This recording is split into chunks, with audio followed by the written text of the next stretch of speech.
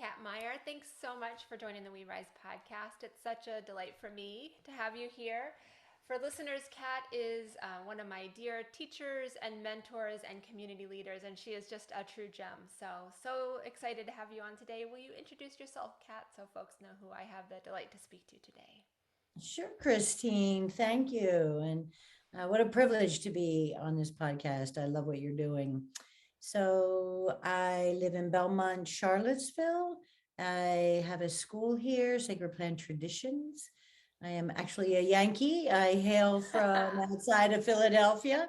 I am not a native to the South here, yet I spent 20 years in Rappahannock County near Sperryville. And that's where I really feel like I learned herbalism. I learned earthcraft, if you will. I just kind of pulled that word, just really how to engage. And I spent many, many hours out in the Shenandoah Park because I did not go to herb school. So I really looked to that classroom. I was really out a lot, and I'm pretty much a self taught herbalist in the beginning. And then I found the wonderful world of conferences, and now all my teachers are my friends. So I was there for 20 years and I came down to Charlottesville, and it's almost going on 20 years I've been here. I love It's that. unbelievable. I I love kind of that. had to catch myself. Yeah. And so I have a school here and I run a clinic, a 3-year clinical program. Christine, I had the great honor of creating this brilliant program called Healing Ourselves, Healing the Land. It was a healing permaculture, and we actually did an installation of a project that was going on behind the school, and that was magnificent. So yeah, I love this community and I'm really happy to be here. Yeah, great. Thank you. And this community loves you, as you well know. Thank you. So, that's so funny, Kat. I think in August I'll be here 20 years as well. So it's really so fascinating to me to think Yeah. about, really what an arc of time looks like in a span of time.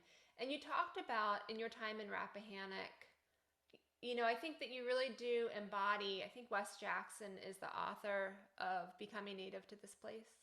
And you do Hmm. embody that, I feel like, in a lot of ways. You honor traditions of others who have come before and stewarded land before, and you also look ahead. What drew you to the park? What drew you to the plants? What drew you to become a self taught and herbalist, but also someone who was willing to listen? What All that look right. like? Thank you. Well, wanting, I can go back in some ways to the original seed of wanting to be a healer and really being enchanted by the sacred. But I was raised in a Catholic tradition, and I loved all of the mystery of magic and everything Yeah. that had to do with the ritual and the sacred. And Mm. in searching for that and where is healing, at the age of 12, I saw a movie on the Peace Corps, and Mm. it immediately was like, oh, that's where I want to go. And so I went to college.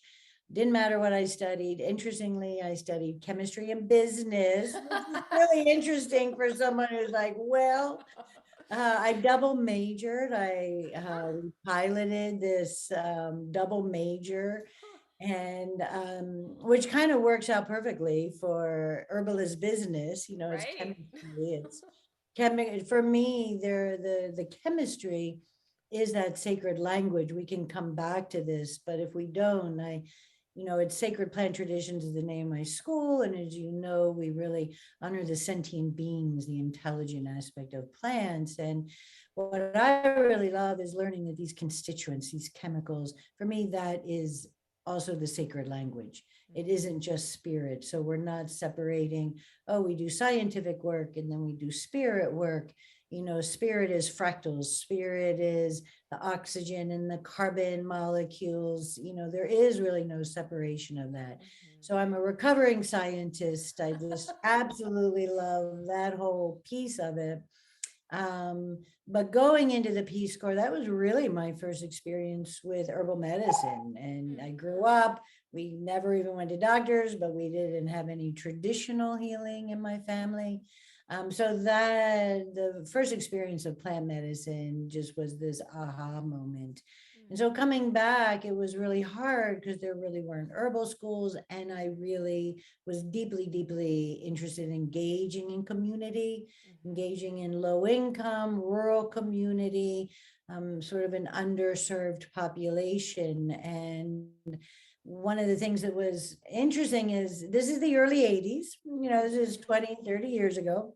Yeah. And at that time, herbalism and quote unquote alternative medicine, it was like Birkenstocks and granola, and the accessibility was nowhere on the map. And that's sort of what inspired me to go become a physician assistant, because I thought, I don't want the full Monty of medical school. I don't want that. I want plants, but I also want access to our culture. And so, interestingly enough, I went to PA school. I absolutely loved it. It was unbelievable. And then I came to Virginia actually through a dream. And I'm going back to the original kernel of your question, is what brought me to the Appalachians. It was a dream. And this dream brought me down to Virginia. And that really seeded it. And since then, I just realized it was the call of the woodland, the Appalachian herbs, because this is such an apothecary here. Nowhere, I feel, is there such a rich, rich apothecary as in our mountains. So it took me a while to realize that, but I really know it was that part of the dream, dreaming me and manifesting where I was to study. How beautiful. How did you know the dream was dreaming you? What was that experience like for you? So this is what has been unfolding over my 60 plus years, realizing we all have a dream. And I know that there's also this larger dream.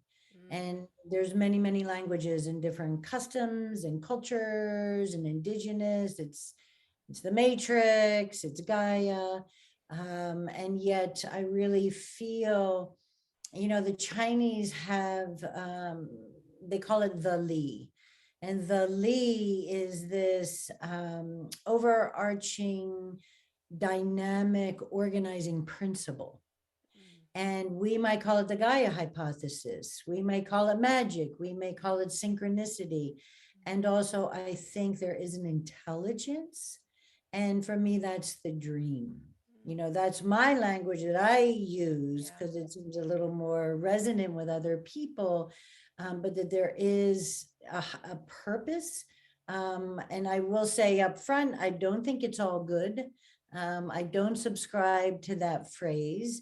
I think it might be a short way of feeling better for a minute. I think it all is. And so finding peace in the fact that it all is, and not delineating good, bad, or trying to make something that it isn't. Really understanding that there is a pattern. We're all being patterned. And for me, that's a dream. We also named our first herb school Dream Time. And not many people know this. And I think with the evolution of Gaian intelligence and the beautiful part of entheogenic medicine coming forward, we named the school after dimethyltryptamine, which is psilocybin, but it also floods our bodies when we die. And so that dimethyltryptamine, it's that beginning to loosen the egoic boundaries so that we really have this deep experience of the other. And so I'm not saying I'm a proponent of these medicines, it's understanding the energy, and that's what dream time is. Another long answer So beautiful, though. to that. Yeah. So I want to, come back to Charlottesville and your work and how you work with folks in just a moment. But I do want to come to this moment of, you talked about the egoic structure there for a moment and uncovering the other. And one of the things that I've really been diving into in recent months through some pretty deep learning is just understanding, the defended self, the ego structure, And Mhm. for me, I would say instead of maybe the other, I think we're probably saying the same thing, but it's fine if not, is that fabric, that essence, is when the egoic structure is removed, when the defenses are removed, it's that which connects us.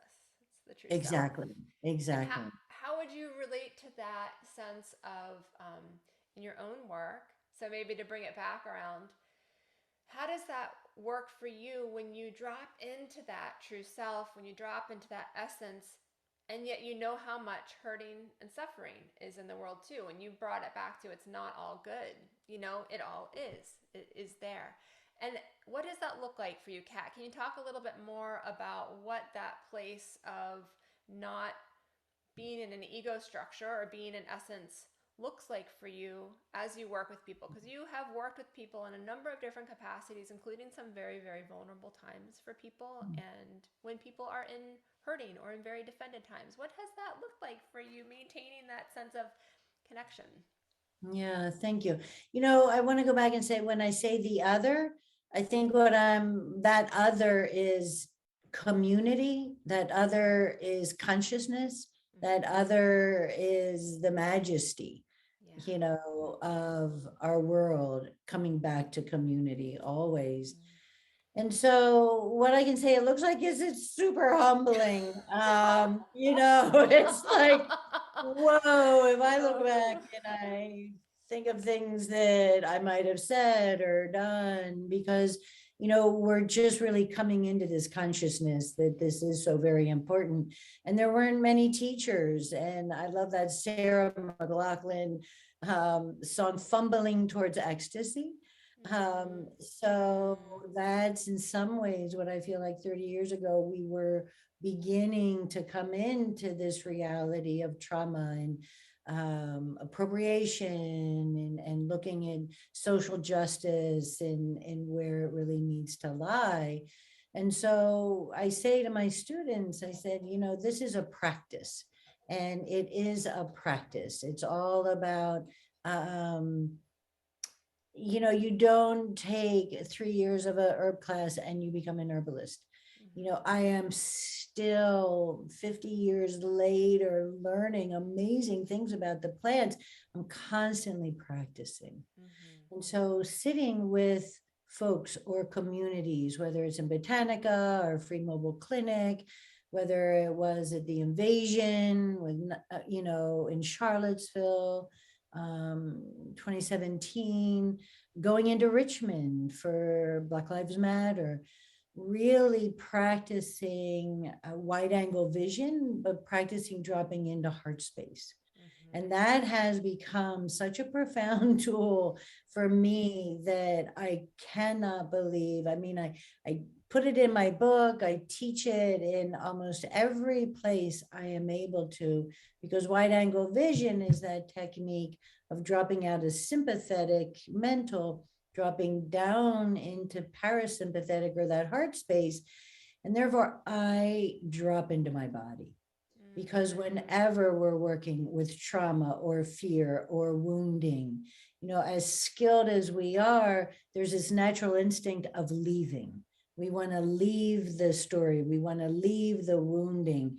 And so, how do I sit and hold witness and not try to fix, not try to make it go away, not put my hand on their knee, because putting a hand on the knee stops the flow of their emotion. So learning really how to sit deeply and allow the stories, to come forward without trying to change them or navigate them or manipulate them, because that's the trauma. Like, that's why we're traumatized, because we've been told so many other stories and we they don't fit. So it's been very, very humbling. A lot of incredible teachers that I've had. I have to say, these plants, these herbal medicines are mind blowing. When people still call me and say, "Oh my gosh, that motherwort, I feel so much better." I will go to my grave in awe of the simplest remedy. I'm like, oh my God, of course it works. And, one of the things that I've learned is and especially working with trauma, is I've come to realize that what these plants do, they do many, many things, but one of them is they have a pattern, they hold a pattern. And so when we take these plants in, what they're doing is they're bringing that pattern into our body. And so, for example, say motherwort, it's vasodilator, it has all these places, but it is the pattern of unconditional love. And so when we take that and we feel that, we then sit in, oh, I remember this, might not be from this lifetime, but oh, I drop into myself. My heart is more open. I can be vulnerable. And then we don't need the herb. And in this time of endangerment, we've got to really start learning how to go with drop doses and how to see that these herbs, it's not like, yeah, we'll drink our quart of nettles every day. But, what are we really doing with these plants and taking it to the next level? So with trauma and fear and drop dosing hypericum or St. John's wort is profound. It's absolutely profound. And I know a lot of people now are calling plants their allies. And I've come to the point in my life where they're not my allies, man. I could never do what they're doing. They're my teachers. And, I'm on my knees to the profound teachings that they hold. Beautiful. I also hear the need, you didn't say this, so feel free to correct me, of the subtlety, the tuning in and the subtlety, and just at a baseline level, drop dosing. It's not the here, it's not the massive, it's not the go, it's the quiet, it's the listening, Mhm. it's the leaning in. Can you talk a little bit about what dropping into that heart space looks like for you? Practice. So dropping down into the heart space is embodying. We're all very busy, and Stephen Buhner says a civilization that resides in the cerebral cortex is very disconnected. So dropping into the heart space, I come into my body, I come into this more grounded place. And by my relaxing, by me getting out of that adrenergic, sympathomimetic place, I feel a lot more calm. And then that really serves me, that nourishes me, that reminds me. And that's why I love wide angle, because you don't even need a dropper bottle. You don't need a tea. You are forever with this practice. And if folks are wondering how to do it, there's, many, many YouTubes, a lot of trackers, a lot of primitive skills, folks. You can learn it, super simple to learn. But that tool, that sitting in heart space, really allows me to understand, oh, when I'm not in my mind, I don't have to talk. So it's my mind that wants to talk because I have so many things to say, and oh, I want to relate. Oh, that's about me. And really understanding that, oh, when I'm in my heart, I really don't have that many needs. I have what I need. And how do I listen to others' needs? And how do I feel that? We work, clinically very deeply with the heart. We diagnose, quote unquote, because herbalists can't diagnose, but we make assessments with our heart. Our heart is the organ of perception. So I work an awful lot, and our class, that we worked in that project, we dropped into our heart space to read the landscape, read the energetic of the landscape. And we came out with profound stories. And our heart really heard the stories of that landscape before we went in with the permaculture design and all the plantings. So again, it is practice, it's developing that skill. But it's that sort of omnipotent being within ourselves. It's such a profound sense of perception. And that could be a whole podcast. I know, but so beautiful. So beautiful. So we will, just for the show notes, we'll certainly include links to things we're talking about. Not any specific YouTubers, but there are some great primitive skills teachers. And you're talking about wide angle vision specifically. Exactly. And Yeah, there's some great I tips. will leave it up to you all Sure. to put Absolutely. that in. Perfect. So I love that. So thank you for that. Sarah Blondin is a meditation teacher I love so much, and she talks about the practice of bowing the mind below the heart. And that just resonates Mhm. for me so much. I think about how much, I think I probably lived from my neck up for the first at least 3 decades, 3.5 decades of my years. And it's just been the Yeah. last 10 years or so. I'm like, oh, I have a body. Oh, she has so much to say. All this Right. body wisdom. And then even just more. Thank you, mind, for so much. All that you're trying to do. I appreciate it. And there's so much more. We know what my heart Mm, says. So it's been such a yeah. fascinating journey continuing Yeah. to Well, learn. good for you. You're getting it young. Well, lifelong. We're getting it very young. And how exciting that our children are, being brought into a world, we're trying, of that heart space. I really think technology is a huge, huge challenge to that. Hmm. And also there's this consciousness, Yeah. of the heart. Yeah. I love that. Consciousness of the heart. There it is. That's beautiful. So to move out to wide angle vision a little bit for our conversation, um, you've been engaged in a lot of different ways in the last decade, particularly. You've really deepened your work with community in a lot of different ways. And you stand grounded.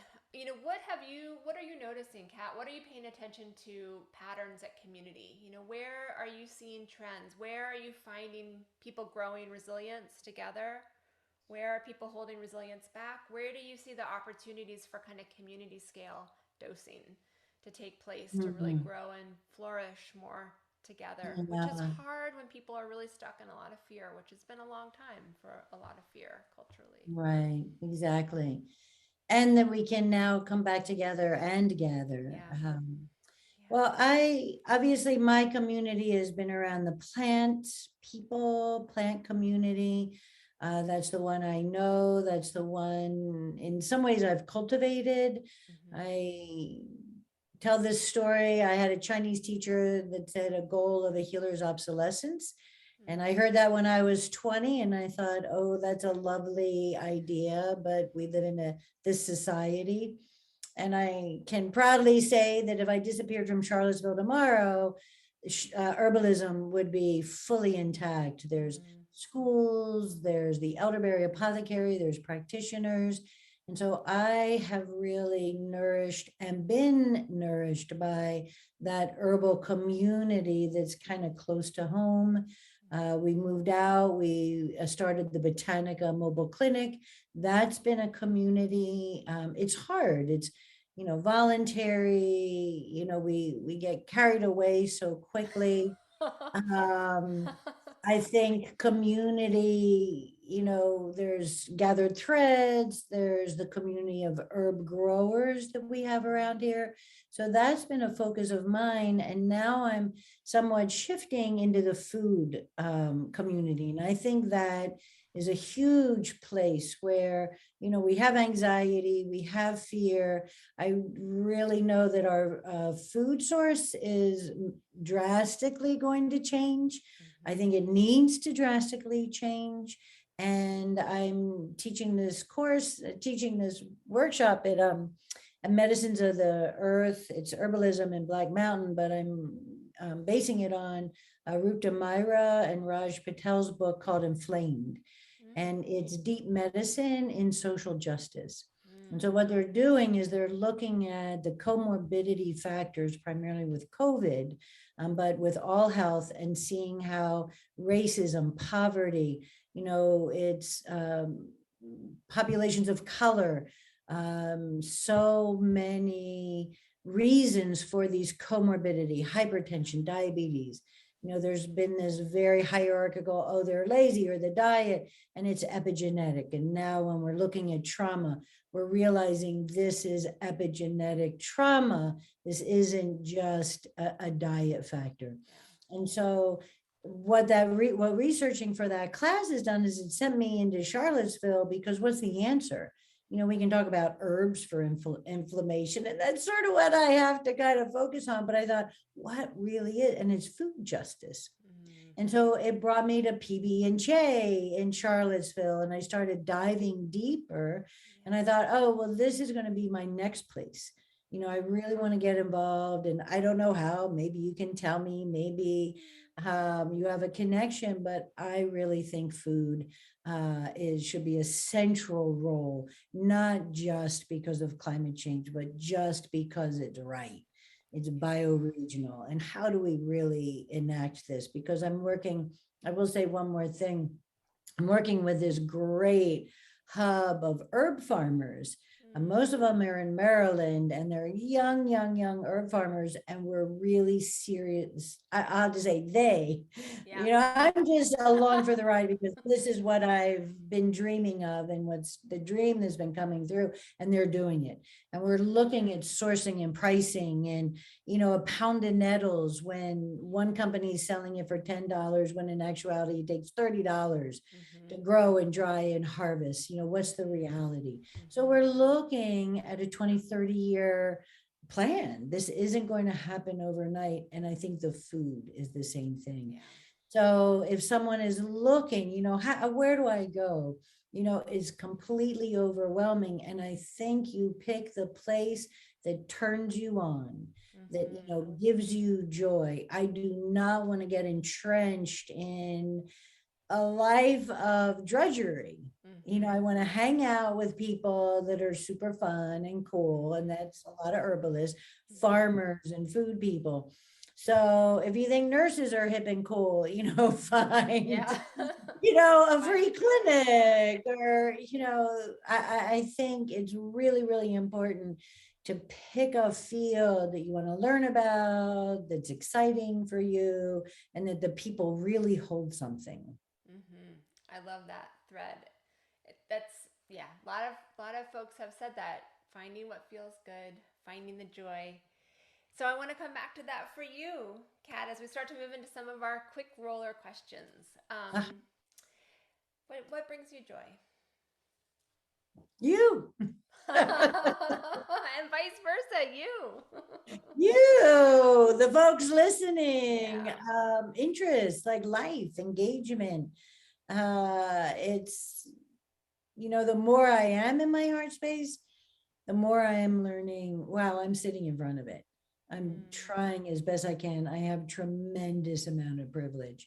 So I'm able to be where what gives me joy. Obviously, it's springtime in Virginia. There's not a sweeter place on the planet. My garden, in between this and I had a meeting, I'm like, oh, I'm going to plant ladies' mantle. It's the dangerous time for me, because I have so many plants in pots, and I like slip out, and rain's coming tonight or tomorrow, and get them in the ground. So the garden, absolutely. The garden, the plants, and then, the forest, really understanding. I'm kind of in this phase, this place where I'm really trying to be forested as much as I can. Love that verb. And singing. I've been loving singing. Love that. Yes, singing and joy together. Absolutely. So you've talked already a little bit about this, the brain, trauma, the response, dropping into, but we all have those days we struggle. What keeps you moving forward? What helps you drop into the heart space, your heart space, on those days that you struggle? Family, friends, my practice. Sometimes I drop in and I stay there, and I reside in that grief. I reside in that place. because I have felt and I've experienced that when I don't stay there long enough, they'll just keep coming back to get me. So I think Jung called that shadow work.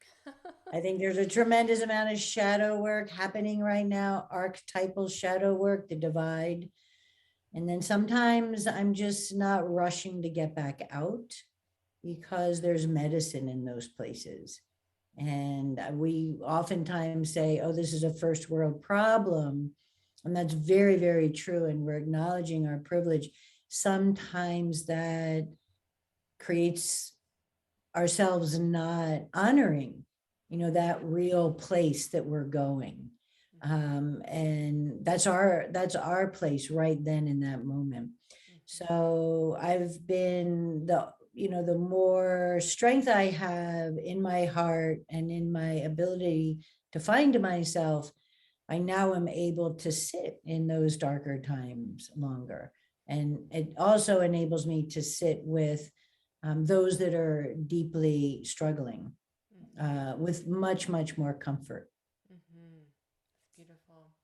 And I love that image of sitting with, you talked about the challenge of putting your hand on someone's knee. It's like our job is not to relieve, but to be with. And that happens in community often too, to be with, to witness ourselves and to witness what's happening, but together and bringing that presence. Mm. Hmm. Yeah, I want to take a minute and talk about grief. Yeah.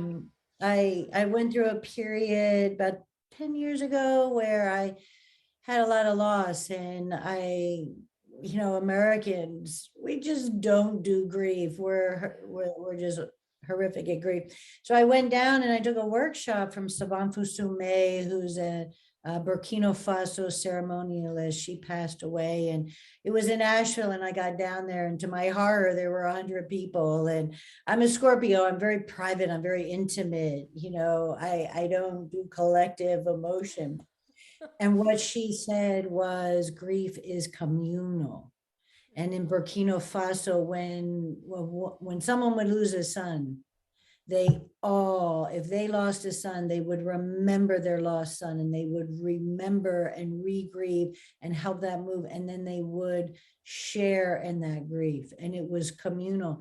I cannot tell you, Christine, the incredible, powerful event, and all these amazing musicians and leaders, community leaders, where they're completely vulnerable. And so we're talking about community. And I just heard Terry Tempest Williams brilliantly on grieving and how we're skipping over this, and how do we do this in a community, coming together and allowing that. And it's a deep study, and I love Martin Prechtel. He says grief is praise, but I really believe that this is a place where, and I don't have the answer for this. Hospice is coming in, but there is, to grieve is to be human and to engage. So I just really want to put that out as a community. Where do we do this? Yeah. It's so beautiful. As a community, and one thing that's been really fascinating in my own journey recently, there's been a lot of grief in the last few months, is expanding my own capacity to hold my own grief in a way that I think really freaked me out before. I thought that I might fall apart and die. But being able to realize, Susan Cain, who's the author of Quiet, which I haven't read yet, need to, and the new author, or the author of the new book Bittersweet, she was just on Brene Brown's Unlocking Us podcast, talking about the power of bittersweet and melancholy, and how it's so important to have the melancholy. And in a culture that really prioritizes, toxic positivity and productivity, how do we just sit in the grief? And she had this line that just struck me so much of, we as human creatures have the ability to transform pain into beauty. And it's been for me in this sitting with grief, and I'll often get to a point with grief or pain, well, I'll get so far and like, okay, I'm ready to be rescued or be rescued myself. But just this process of dropping and dropping and dropping and dropping until there's not anywhere else to go. And then to experience the sensation of transformation, of where that pain transforms into beauty, is a Wow. relatively new thing for me. Mm, And to be able to trust my own capacity to go through that has been really beautiful. profound. And my own ability to know that I have my own back and that I will not abandon myself. There's something that's been really tremendously growthful about that. Certainly self love and self trust, but at a really deep level, Wow. and which allows me to then open my heart in a whole different way. It's been really fascinating. I'm still learning and exploring it, but it's just this Yeah. welcoming of pain that's kind of different and what pain can teach. Um, so it's been fascinating. So I really just appreciate what you said about grief, Mm. the ability to hold it collectively and for me personally, I also really haven't wanted to talk with a whole lot of people. I mean, I have really great support and great community, and big picture, Right. everything's Yeah. okay. But to really have this as an internal journey has been fascinating. So, Yeah, I absolutely love what you said, to trust that I have my back. Like mm-hmm, that's profound. That's profound because we won't, it's like Pema Chodron's book, When Things Fall Apart. mm-hmm, I mean, I can't tell you how many times I've given that book because that is heartbreak and we have to fall apart. And that is that entheogenic, that death experience, mm-hmm, and just really allowing kind of the dismemberment. You look at all the Clarissa Pinkola and all the myths and stories of, falling apart and collapsing, and really then seeing what's regenerative, what comes from it. And it's the collapse that is that compost, that's that nourishment, and it's not holding back. And again, that's also a privileged place. So many, they got to go to work, they single parents raising, where do we as a community allow that collapse to come in? So that's a much larger question, but I think it's really important. I love that. It's so hard for people to engage in community, in collapse, in grief when they're struggling to put food on the table. So, what does that look like? I mean, literally, that's been my experience with working with community. How do people engage? That's just survival brain. And so, there's a totally different kind of engagement. And that's where the opportunity for community comes in.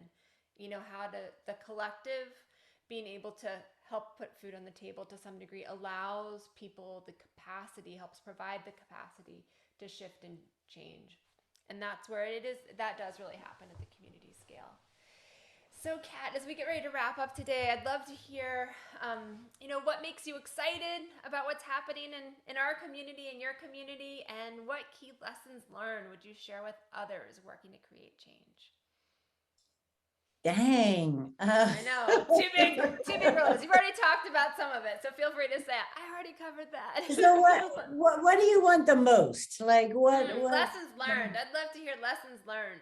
lessons learned? Um, mm, Lessons learned, trust. I can say trust and humility. Um, Well, what I can say, and I think I want to address this to the younger listening audience, and younger can be those in their 60s and 70s open to stepping into a very new way. Mm-hmm. That if there is a call or a pull and it's off the beaten path, but it's very meaningful, and it's just kind of overtaking your sensorium, and you're reading about it.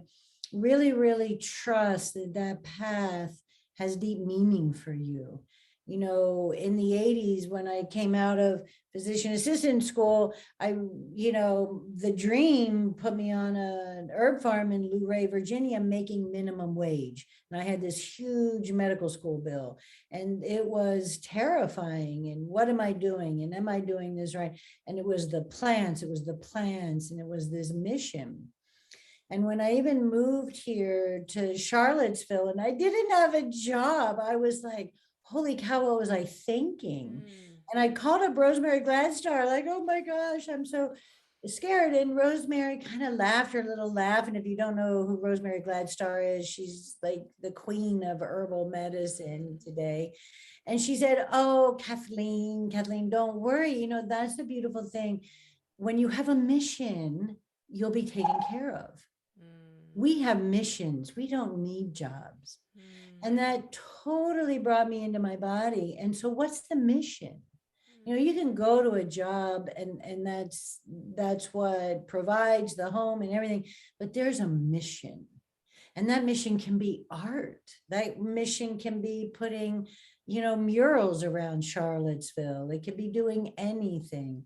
So I think what I've learned is to stay true to my mission and to every once in a while step back and see, has it changed or have I taken over, and am I directing this and making this my performance, or is this where the plants want me? And the last story I'll say is I did not want to name my school Sacred Plant Traditions. I wanted Passiflora, which is the passion flower, exotic, erotic, and native, Passiflora Institute. And I thought, holy cow, I'm going to have an institute. How cool is that? It's very heady and very groovy. And the plants were like, nope, this is the name. And I was like, it's too long. It's a hard website to have, and it might turn people off. Sacred. And if nobody ever comes, those three words are very, very powerful. The sacred, plants, and then traditions. What are the traditions we're to honor? So I stay true to the mission. I still think it's too hard in an email or a website. Cat at sacred. I know. Way too long. Misspelling. Love it. I love it. I love it. Making plane reservations. It's like, oh, make sure you get the spelling. That's great. I love it. Thanks for sharing that. Yeah. What else would you like to share as we get ready to wrap up today? And how can people learn more about you and your work and your new book? So I think the show notes, it's so fun having show notes. I think that'll all be in there. Yeah, I love my book. I just published a book, Energetic Herbalism. I tell a lot of the stories I tell here, but it's also my 3-year curriculum. And so in this book is what I feel if I were to pass on to a family, friends, this is what I've garnered over 30 years. It's kind of a DIY manual. It's a little dense. It's not one of these cover to cover reads. There's a lot of stories in it. And there's also a lot of medicine and Chinese tradition, Ayurveda, but it's put together so that I feel individuals can really go to it with very, very accessible information. And then of course, United Plant Savers, the plants are disappearing. United Plant Savers is started by Rosemary Gladstar 25 years ago. We just went to the sanctuary. We did this amazing Beltane ceremony where we nourish the spirits. And in chapter 3, I talk about medicine of place. And we're very extractive as plant people. We're taking plants, we're taking medicine, we're taking even stories from these plants. And so indigenous teachers have taught me how to nourish the spirits. And that's what we did in Ohio at Beltane. Profound. And so they have this 300-acre sanctuary where you walk and walk and walk in golden seal and the dwarf crusted irises, and it's unbelievable. And it's only 5 hours away from here. So I would leave with getting involved in some organization that turns you on, is super fun, and is keeping certain medicines present and intact.